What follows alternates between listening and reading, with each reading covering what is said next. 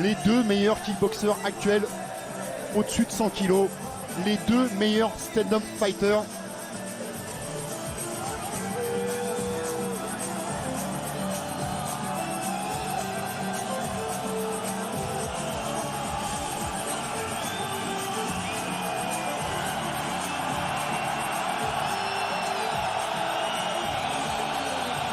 Ah, on a des frissons quand même. Ouais, non, mais c'est vraiment, pour moi, là, à ce moment-là, c'est vraiment le plus important, c'est ce parcours entre le vestiaire et le ring, cette intensité qui monte, la concentration de Bader Hari, on voit, hein, il veut cracher sa rage.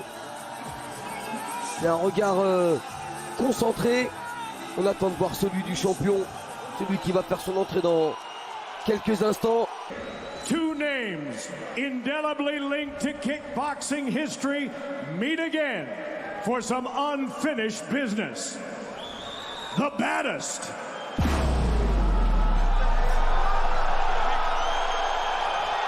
and the king.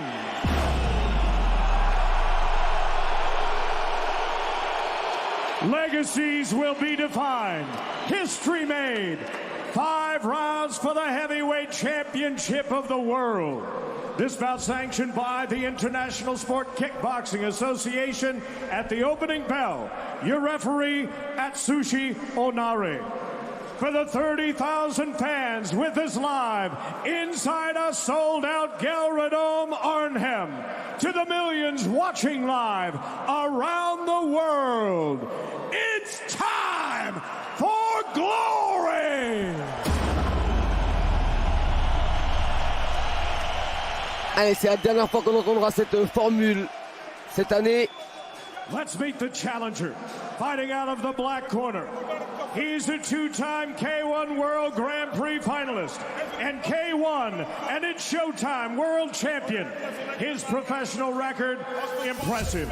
106 wins, 13 losses, and 92 career knockouts. Standing 6 feet 6 inches tall, 1.98 meters. He weighed in at 244.5 pounds, 110.9 kilos. Fighting out of Morocco. Et 110 kilos pour Bader Hari. The baddest, Bader Hari.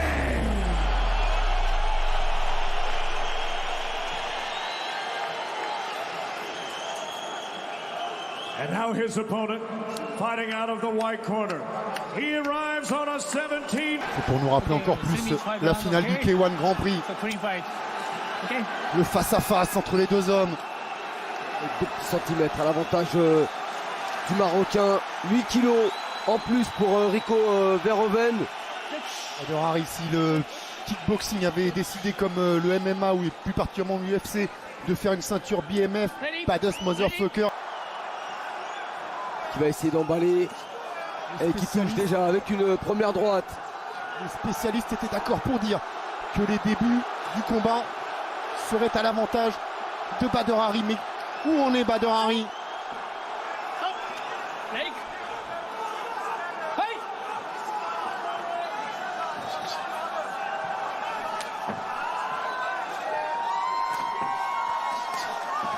Ouf. La première chose de sûr quand même, c'est qu'il n'est pas intimidé, Rico. Non, il a toute envie de faire douter Bader Hari, lui. Il place des attaques en ligne basse, c'est bloqué cette fois. Et la droite de Bader Hari.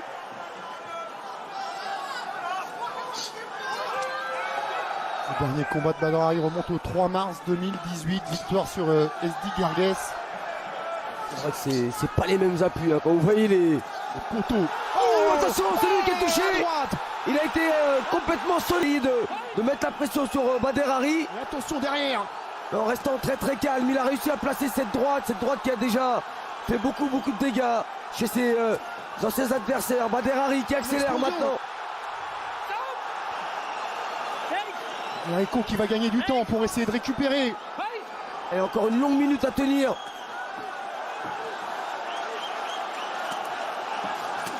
Oh, encore la droite. Placer le kick qui s'expose au contre avec la droite de Badr Hari, Rico Verhoeven, et qui refuse l'échange en points. Ça avait Il mal n'a pas démarré. encore complètement récupéré le champion. Ça avait mal démarré déjà dans leur première rencontre où Badr Hari avait l'avantage dans les premiers échanges, mais peut-être pas à ce point-là. Mais attention à ce niveau, avec des combattants comme ça, Un tout coup peut peut s'inverser. Rico peut à son tour envoyer au tapis Badr Hari. Touché sous l'œil droit, Ouais. hein, Rico déjà.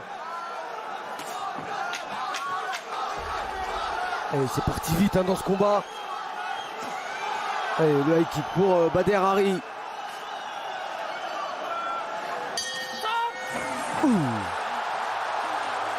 Quelle première reprise déjà. Première reprise. Beaucoup de choses. Un Rico Verhoeven qui a attaqué le premier, qui a voulu mettre en difficulté Badr Hari, qui a contré avec une superbe droite.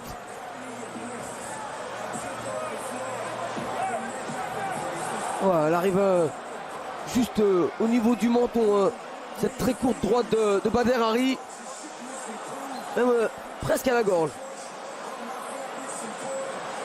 Et heureusement que ça a manqué de précision, parce que si c'était vissé à la pointe du menton, ça aurait été un chaos net. Et déjà, Badr Hari réussit ce que beaucoup ne parviennent même pas à imaginer, envoyer Rico Verhoeven au tapis.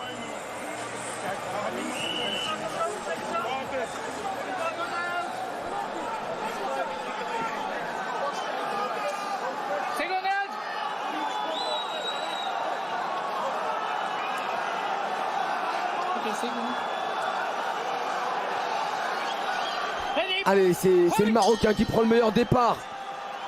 Il a déjà envoyé une première fois au tapis Rico Verhoeven. Là encore, c'est qui va Rico qui presque touche. plus être dans la position confortable du champion qu'on doit venir bousculer. Mais attention, il sait ça qu'il doit rentre revenir. bien. Et les appuis. Attention, c'est le crochet maintenant de Badr Hari. Et on sent que ça peut venir des deux côtés à n'importe quel moment. Il y a eu des championnats du monde de boxe anglaise qui nous ont énormément déçus il n'y a pas longtemps. Mais ce combat-là, en pied-point, Là, vous avez pour l'instant, deux, il tient son rang. vous avez deux montagnes face à face et ça recule pas, ça cherche vraiment le coup dur, ça s'engage, ça prend des risques.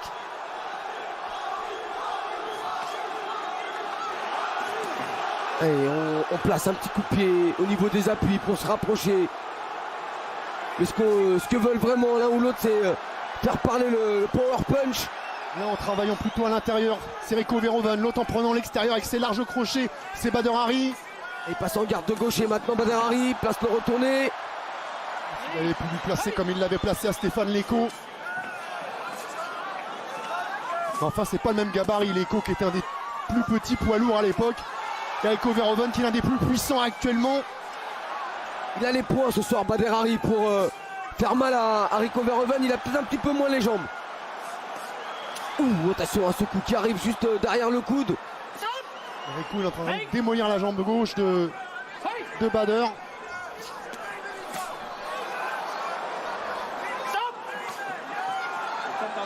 Avec des low kicks intérieurs en répétition. Attention parce que si vous dites que Badr mise tout sur l'anglaise, s'il n'a pas les appuis derrière, On le plutôt en dessous, voit bien là, c'est ça pue la même chose. souvent quand il est attaqué au niveau des appuis qu'il est en difficulté Badr Hari. Il n'a pas le réflexe de bloquer. Ça aussi ça peut être Préjudiciable. par rapport à son manque de ring, manque de combat. Il n'a pas automatiquement cet automatisme de bloquer les coups, de remiser. Alors il va sur ce qu'il sait faire, c'est-à-dire chercher la guerre, mettre la puissance avec des coups sur les côtés, à l'intérieur, en anglaise. Percute très court pour Rico Verhoeven. Il a encore le crochet, il a ripé. C'est toujours ça, à l'intérieur pour Rico, les directs, les uppercuts et les larges crochets pour Badr Hari. Et la salle qui se réveille.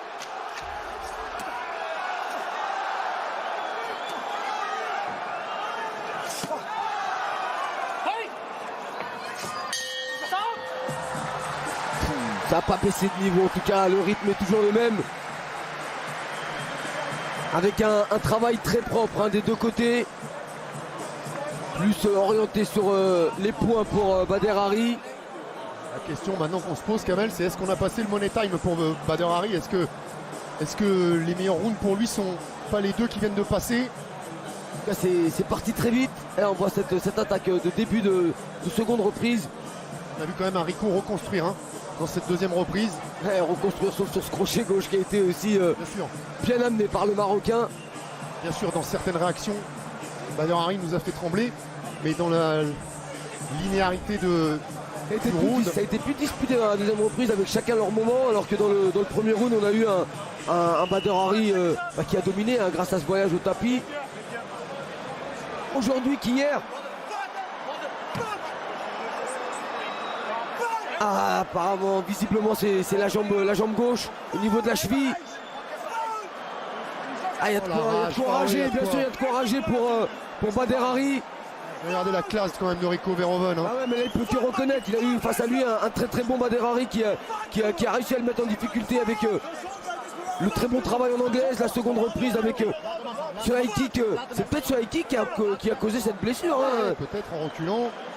Même en tapant au niveau du crâne.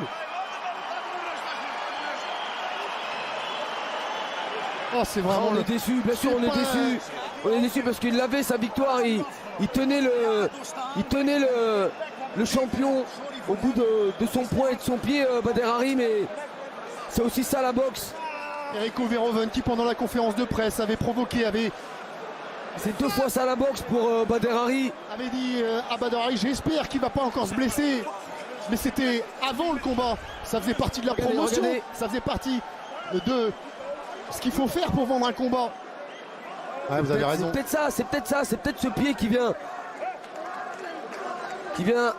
heurter l'arrière du crâne. Partie quand même assez difficile, dur.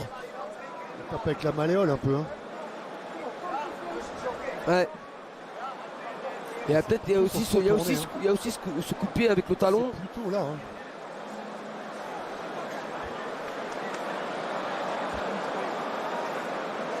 Ah, il le sent tout de suite. Hein.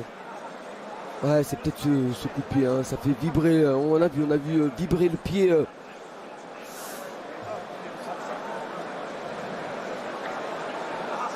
Ah, c'était le pire des scénarios possibles. Après la première rencontre qui avait fini de la même façon, on voulait un gagnant clair et net. Encore plus après ces deux reprises où on a eu vraiment comme au premier combat, Kamel, un très très grand combat, un bon niveau des deux côtés, un Bader Hari efficace. Oh, la peine de Bader Hari, elle est communicative parce que franchement, il est en train de faire un super combat. Et combien de temps il va falloir maintenant pour le retrouver sur un ring? Et ça nous frustre, ça nous prive forcément d'un dénouement sportif. On les comprend, c'est l'arme au top. Le jour du combat, il l'était au top, Bader Hari, il n'y a aucun doute. Il avait de la puissance dans les poings, de la puissance dans les jambes. Il avait vraiment bien débuté ce combat. On voit là toute la cruauté de ce sport, Kamel. Des mois, des années de sacrifices, de privations, d'investissement pour qu'une blessure ruine totalement un rêve. Lui, il n'a rien à se reprocher. Hein, rien, mais comme la première fois, pour lui, c'est comme la première fois. Il était malmené en début de combat. Il est maudit ce combat, faut croire. Il y a peut-être une malédiction sur ce combat. Ils arrivent à se retrouver, mais il y a toujours un truc qui vient stopper l'échange. 2 fois la blessure, honnêtement, ça fait beaucoup quand même pour une coïncidence.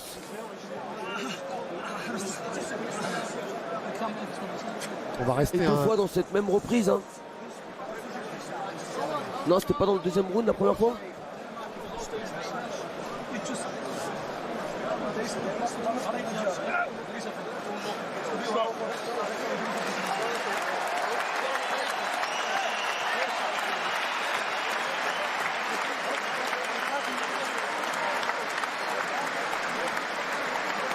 Ah oui, c'est dans la 3e reprise hein, qu'arrive cette blessure. Mais c'est vrai qu'on est perturbé parce que là honnêtement on s'attendait pas à ça, on s'attendait vraiment à ce que le combat monte en puissance et au moment où ça commence à bien prendre. On pouvait digérer n'importe quelle issue sauf celle-ci.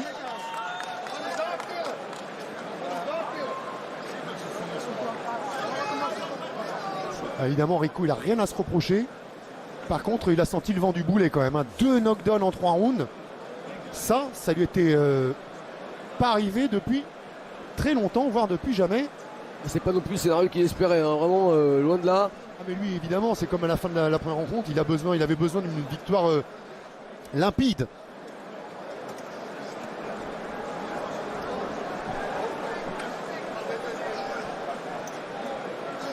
Aïe, aïe, aïe, aïe, aïe, aïe, aïe.